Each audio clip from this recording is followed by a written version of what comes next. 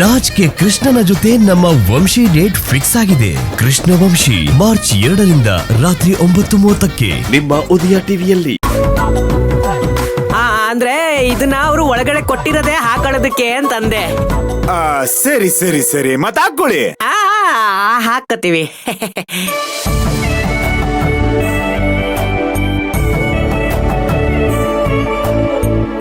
Darling Vijay ಅವರೇ, ನೀವು ನಮ್ಗೆ ಹಾರ ಹಾಕಿ, ನಾವು ನಿಮ್ಗೆ ಹಾರ ಹಾಕ್ತೀವಿ. ದಂಪತಿಗಳು ಹಂಗೆ ನಿಂತ್ಕೊಂಡ್ಬಿಡಿ, ಒಂದ್ ಫೋಟೋ ಹಿಡಿದು ಬಿಡ್ತೀನಿ.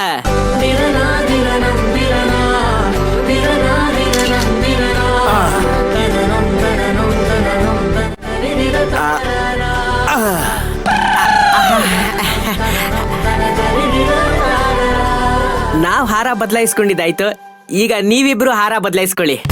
ಹಾ ತಗೊಳ್ರಿ. ನಾವೇನಕ್ಕೆ ಹಾರ ಬದಲಾಯಿಸ್ಕೋಬೇಕು? ಅದೆಲ್ಲ ಆಗೋದಿಲ್ಲ.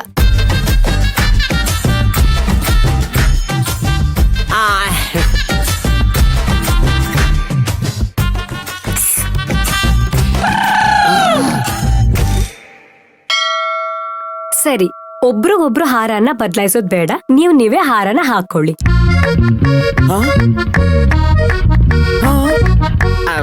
ಫುಲ್ಲು ಇನ್ವಾಲ್ವ್ ಆಗಿದ್ದಾಳೆ. ಓ ಸರಿ ಸರಿ, ತಗೊಳ್ರಿ ತಗೊಳ್ರಿ ತಗೊಳ್ಳಿ, ಹಾಕೊಳ್ಳಿ.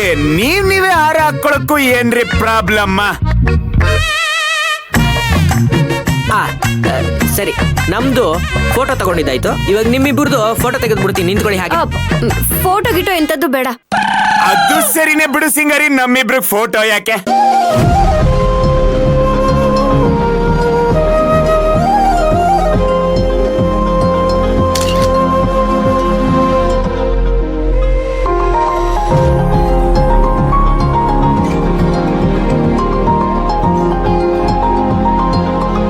ಯಾಕೋ ಅತಿ ಆಯ್ತು ನಿಮ್ದು.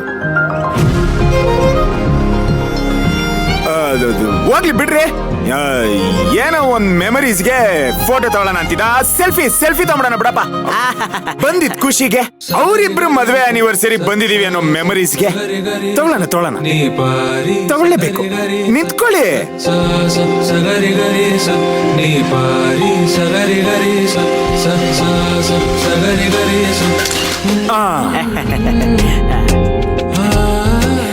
ಮತ್ತೆ ಬಂದಿದ್ದು ಕೆಲ್ಸ ಎಲ್ಲ ಆಯ್ತಾಯ್ತಾಯ್ತಾಯ್ತು.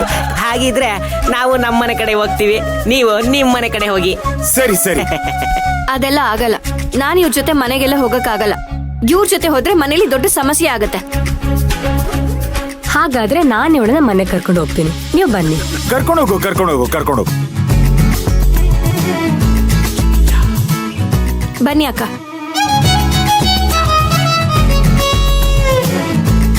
ಸರಿ, ನನಗೂ ಒಂದೇ ಒಂದ್ ನಿಮಿಷದ ಕೆಲ್ಸ ಇದೆ, ಹೊರಗಡೆ ಹೋಗಿ ಒಳಗ್ ಬರ್ತೀನಿ. ಇಡ್ಕೋ. ಅಲ್ಲ, ಕೆಲ್ಸ ಆದ್ಮೇಲೆ ನಾನು ಡಸ್ಟ್ಬಿನ್ ಮಾಡ್ಕೊಂಡ್ಬಿಟ್ನಲ್ಲ.